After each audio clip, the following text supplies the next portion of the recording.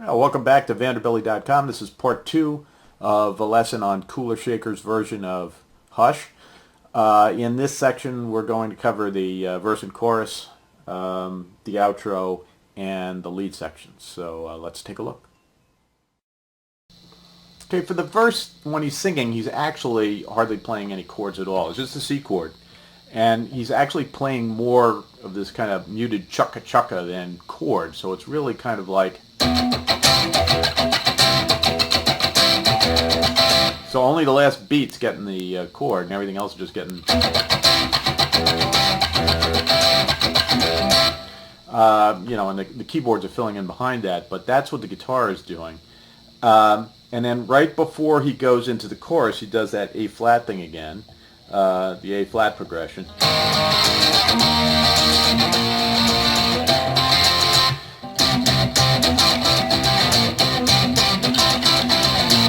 And then he repeats that again.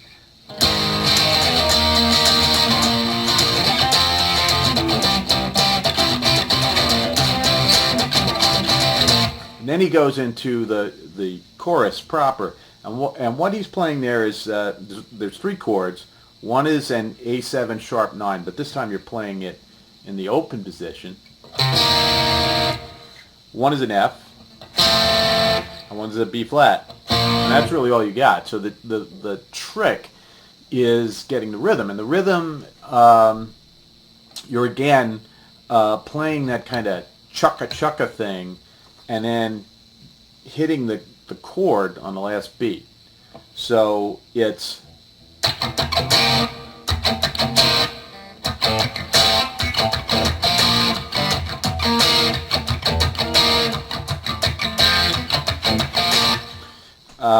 and that's how you get the sound in the chorus.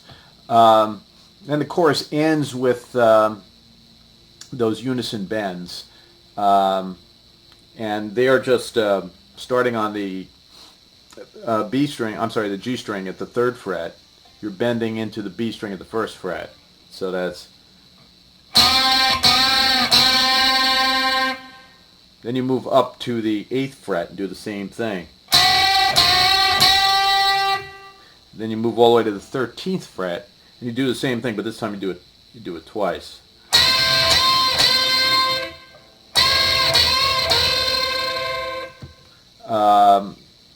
And behind that, because that's overdubbed in the studio, what they're doing is they're playing that C7 sharp 9, so they're going.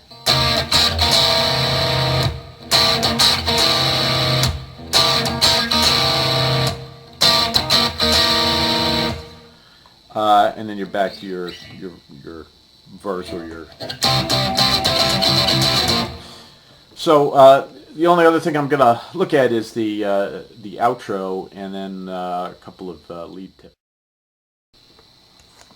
Okay, the outro you've basically already learned. What you're doing is you're taking this.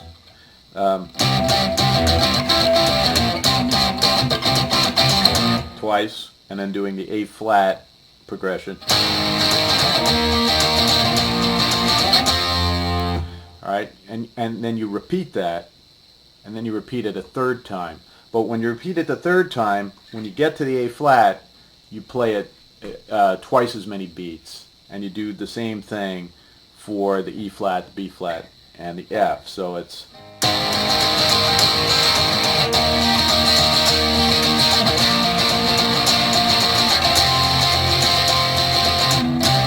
and then slide off on the C, and you're done. Okay, there's really not too much lead in this song at all, other than those unison bends that you already saw. There's a limited solo, if you will, after the first verse, and it starts with keyboards, and then moves to the guitar doing a couple of things. If you're in the C minor pentatonic starting at the 8th fret, what you're going to do is you're going to bend the B string at the 11th fret into this into the E string at the 8th fret, like this. And then you do it again and come off and do this. So you're just coming off to the G string, 8th fret, and giving it some vibrato. And then he does a little figure that's kind of like this, which is just if you're barring the really you only need the G and the B string at the 8th fret, and you're putting your pinky on the B string at the 11th fret, and you keep your index finger kind of barring. I'm sorry, not your index finger, your ring finger. The 10th fret. You've got. You lift the pinky off, and you've got. And then give it a little bend.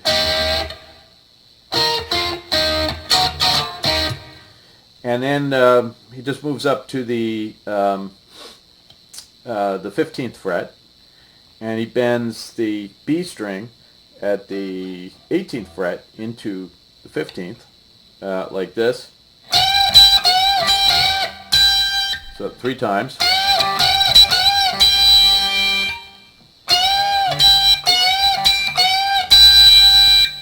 And then comes down on the E string at the 18th fret and bends it up,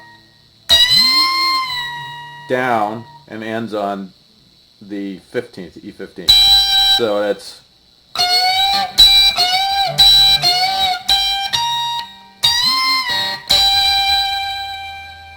and that's really kind of all the lead there is in the song. So feel free to improvise in the C minor pentatonic, but that's what he's playing.